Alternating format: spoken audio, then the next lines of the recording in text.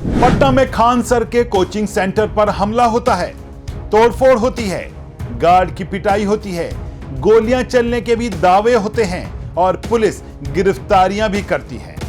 लेकिन तभी एक ऐसा बयान सामने आता है जो पूरे मामले की दिशा बदल देता है। कोचिंग शिक्षक गुरु रहमान दावा करते हैं कि असली लड़ाई पढ़ाई की नहीं बल्कि छात्रों की है, रिजल्ट की है और करोड़ों रुपए के उस बाजार की है जहां एक सफल छात्र हजारों नए एडमिशन लेकर आता है। यानी सवाल सिर्फ खान सर के सेंटर पर हुए हमले का नहीं है, सवाल यह है कि क्या बिहार में कोचिंग सेंटर अब शिक्षा के मंदिर नहीं बल्कि कारोबार के बड़े अड्डे बन चुके हैं। और क्या यही वजह है कि अब बिहार सरकार को भी कहना पड़ रहा है कि कोचिंग संस्थानों पर नकेल कसने के लिए नई नीति लाई जाएगी। आज मुद्दा गर्म है में इसी बड़े सवाल की पड़ताल करेंगे। नमस्कार, आप देख रहे हैं वाईबीएन बिहार झारखंड और मैं हूं दीपक गौड़। पटना देश के बड़े कोचिंग हब में से एक, जहां हर साल लाखों छात्र सरकारी नौकरी और प्रतियोगी परीक्षाओं की तैयारियों के लिए पहुंचते हैं। लेकिन आज पटना किसी रिजल्ट, किसी टॉपर या किसी सफलता की कहानी के लिए चर्चा में नहीं है, बल्कि चर्चा में है एक हमला, एक विवाद और कोचिंग इंडस्ट्री के भीतर चल रही कथित वर्चस्व की लड़ाई। खान सर के कोचिंग सेंटर पर हमला हुआ, तोड़फोड़ हुई, आरोप लगे, गिरफ्तारियां हुई और बिहार सरकार के शिक्षा मंत्री ने ऐलान कर दिया कि वह बिहार में कोचिंग सेंटरों के लिए नई नीति लेकर आएंगे, वो भी 3 माह के भीतर। लेकिन फिर गुरु रहमान का बयान आया और बहस का केंद्र बदल गया। अब सवाल यह नहीं है कि हमला किसने किया, सवाल यह है कि क्या बिहार में कोचिंग संस्थानों के बीच छात्रों को लेकर ऐसी प्रतिस्पर्धा चल रही है जो कभी भी हिंसा का रूप ले सकती है। क्या छात्र अब विद्यार्थी कम और मार्केट वैल्यू ज्यादा बन चुके हैं? और क्या बिहार सरकार की आने वाले समय में नई कोचिंग नीति दरअसल इसी बीमारी का इलाज खोजने की कोशिश होगी?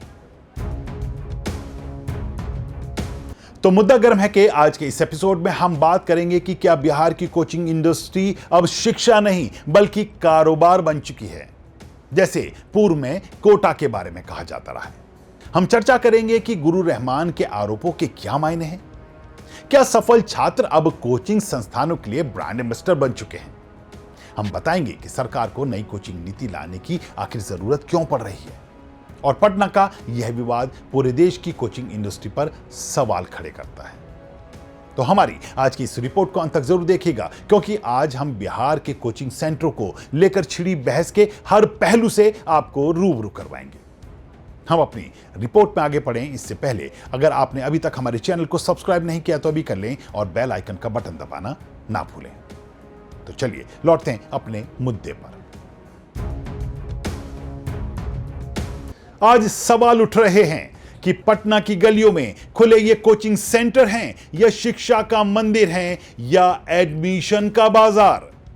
अगर हम ईमानदारी से देखें तो आज कोचिंग सेक्टर भारत के सबसे बड़े प्राइवेट एजुकेशन मार्केट में बदल चुका है।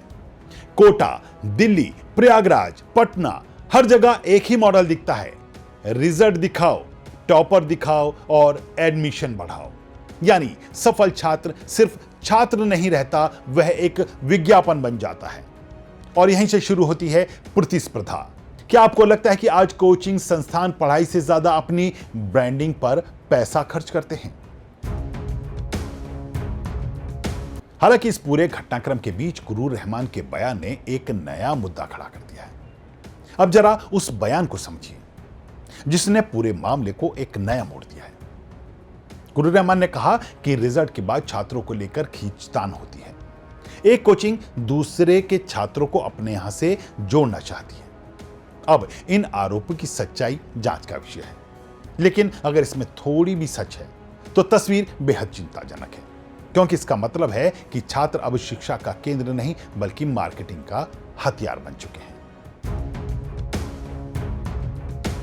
सवाल यह भी उठता है कि असली लड़ाई किस बात की है। यह लड़ाई नोट्स की नहीं, नॉलेज की नहीं और न ही पढ़ाई की है। यह लड़ाई है मार्केट शेयर की। किसकी क्लास में ज्यादा बच्चे, किसका रिजल्ट ज्यादा। किसका नाम ज्यादा, और इसी दौड़ में छात्र कहीं पीछे छूट जाता है। क्या कोचिंग संस्थानों की फीस और विज्ञापनों पर सरकारी निगरानी होनी चाहिए? और अब आते हैं सबसे महत्वपूर्ण बिंदु पर। अगर यह सिर्फ दो कोचिंग सेंटरों का झगड़ा होता तो शायद मामला पुलिस तक सीमित रहता, लेकिन अब बिहार सरकार खुद मैदान में उतर चुकी है। शिक्षा मंत्री कह रहे हैं कि 3 महीने में नई नीति लाएंगे। क्यों? क्योंकि सरकार को समझ आ गया है कि यह सिर्फ कानून व्यवस्था का मामला नहीं बल्कि शिक्षा व्यवस्था का मामला है। और इन घटनाक्रमों के बाद बिहार के शिक्षा मंत्री के बयान से नजर आ रहा है कि बिहार में आने वाला है बड़ा बदलाव।